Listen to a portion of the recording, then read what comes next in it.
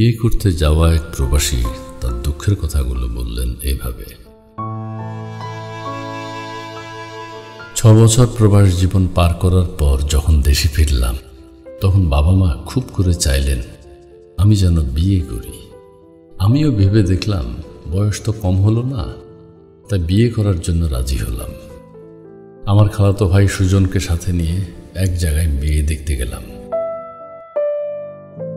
মেয়ে দেখার আগেই মেয়ের বাবা আমায় বলল, দুবাইতে তোমার তো রেস্টুরেন্ট ব্যবসা আছে তাই না? আমি মুচকি হেসে বললাম, বিদেশে রেস্টুরেন্টের ব্যবসা করা অনেক ব্যয়বহুল, নিজের ব্যবসা করার মতো অত টাকা এখন আমার হয়নি। মেয়ের বাবা অবাক হয়ে বলল, ঘটক যে বলল তোমার সেখানে নিজের রেস্টুরেন্ট আছে। আমি তখন বললাম, উনি অসত্য কথা বলেছেন, বিদেশে আমার নিজের কোনো রেস্টুরেন্ট নেই, বরং আমি একটা রেস্টুরেন্টে কাজ করি। মেয়ের বাবা রাগী চোখে আমার দিকে তাকিয়ে বলল, আমি আমার মেয়েকে কোনো কামলার কাছে বিয়ে দেব না। সাহস কত বড়, বিদেশে গিয়ে কামলাগিরি করে 2 টাকা ইনকাম করেছে বলে আমার মেয়েকে বিয়ে করতে এসেছে। তোমরা এখন আসতে পারো। আমি চুপচাপ মাথা নিচু করে চলে গেলাম। বাসায় আসার পর মা খালা যখন জিজ্ঞেস করলো মেয়ে কেমন দেখেছিস, তখন পাশে দাঁড়িয়ে থাকা আমার খালাতো ভাই সুজন মুচকি হেসে বলল, মেয়ে দেখার আগেই মেয়ের বাবা পাত্রকে কামলা উপাধি দিয়ে বাসা থেকে বের করে দিয়েছে। আমি মনমরা হয়ে মাকে বললাম, মা, নেক্সট টাইম এত বড় ঘরের মেয়ে না দেখে আমাদের মতো নিম্ন মধ্যবিত্ত ঘরের মেয়ে দেখো, তাহলে হয়তো এত অপমান করবে না। খালা তখন আমায় বলল, কামলাকে তো কামলাই বলবে। আমার ছেলের মতো ভালো করে পড়াশোনা করলে আজ বিদেশে গিয়ে কামলা খাটতে হতো না। তুই পরের বার মেয়ে দেখতে গেলে বাবা ওই আমার ছেলেকে নিয়ে যাস। তোর জন্য আমার ঢাকা ভার্সিটিতে পড়ুয়া ছেলে অপমানিত হোক, মা হিসেবে সেটা আমি চাই না। আমি কিছু না বলে মাথা নিচু করে চুপচাপ নিজের রুমে চলে গেলাম। কয়েকদিন পর অর্পা নামের একটা মেয়েকে দেখতে যাই। মেয়ে আমার খুব পছন্দ হলে মেয়ের সাথে আমাকে একা কথা বলতে বলা হয়। আমি আর মেয়ে যখন আলাদা রুমে যাই, তখন মেয়ের সাথে সাথে দরজা লাগিয়ে দিয়ে আমাকে রাগী চোখে তাকিয়ে বলল, আপনাদের মতো প্রবাসীদের এই এক সমস্যা, বিদেশে গিয়ে সুইপারের কাজ করবে আর দেশে এসে টাকার ফুটানি দেখিয়ে মধ্যবিত্ত পরিবারের সুন্দরী আর শিক্ষিতা মেয়েকে বিয়ে করতে চাইবে। আপনার টাকা পয়সা দেখে আমার বাবা মার মন গলে গেলেও আমি গলব না।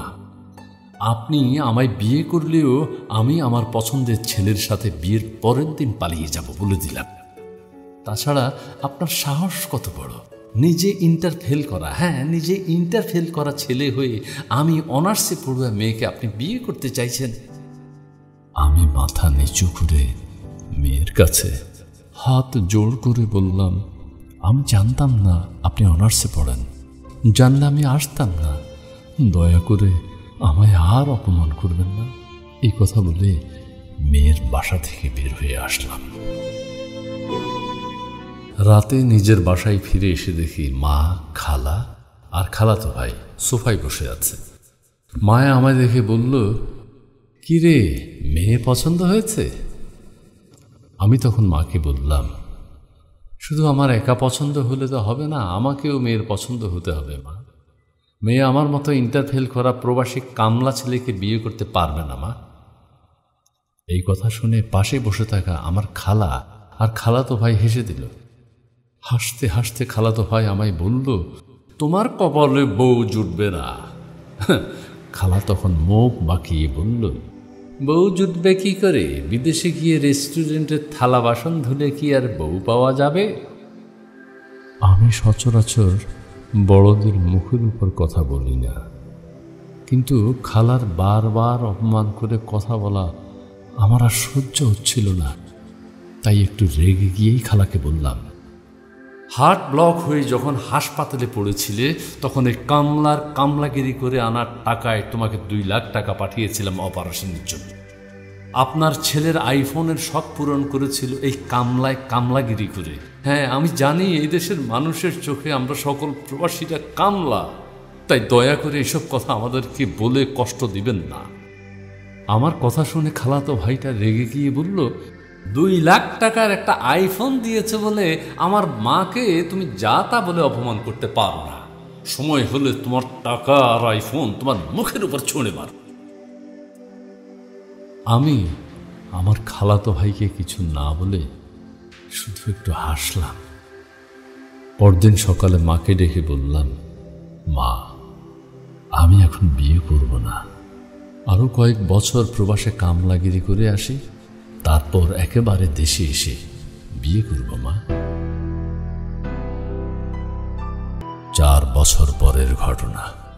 আমি দেশে এসেছি শুনে আমার খালার খালাতো ভাই আমার সাথে দেখা করতে এসেছে। খালা আমার দিকে অসহায় দৃষ্টিতে তাকিয়ে বলল, তুই যেখানে জব করিস বাবা, সেখানে সুজনের একটা কাজের ব্যবস্থা করে দিতে পারবি? পাশ করার পর 3 বছর ধরে ছেলেটা বেকার ঘুরছে, কোথাও চাকরি পাচ্ছে না রে বাবা। আমি হেসে খালাকে বললাম, তোমার শিক্ষিত ছেলে বিদেশে গিয়ে কামলাগিরি করবে, তোমার খারাপ লাগবে না খালা? পরে তো নিজের ছেলের জন্য বউ খুঁজে পাবে না।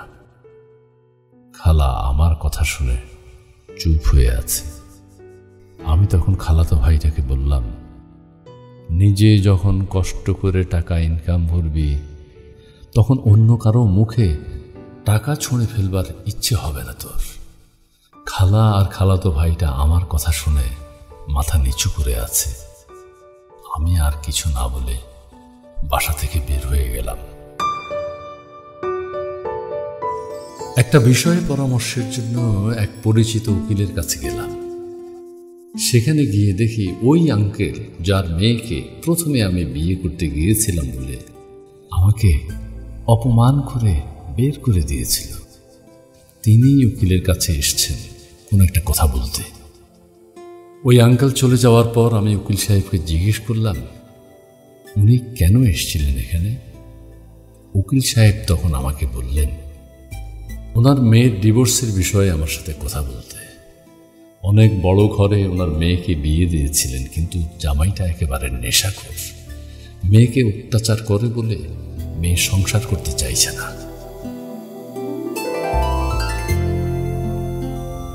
তার কয়েকদিন পর খবরের কাগজ পড়ছি, হঠাৎ একটা লেখা দেখে চোখটা আটকে গেল।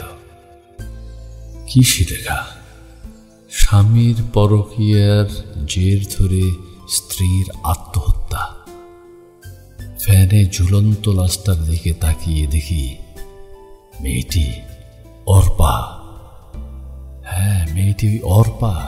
আপনাদের নিশ্চয় মনে আছে যে আমাকে প্রবাসী দেখে অপমান করে বের করে দিয়েছিল।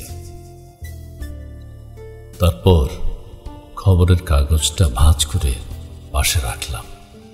কিছুক্ষণ আকাশের দিকে তাকিয়ে ভাবলাম, এই খবরগুলো আমাদের প্রবাসীদের পড়ার জন্য না, কারণ 2020 সালে করোনা মহামারীতেও আমরা বাংলাদেশের প্রবাসীরা $22 বিলিয়ন, হ্যাঁ $22 বিলিয়ন অর্জন করে দেশের অর্থনীতি সচল রেখেছি। তবু দেশের জন্য আমরা প্রবাসীরা বোঝা, আমরা প্রবাসীরা কামলা।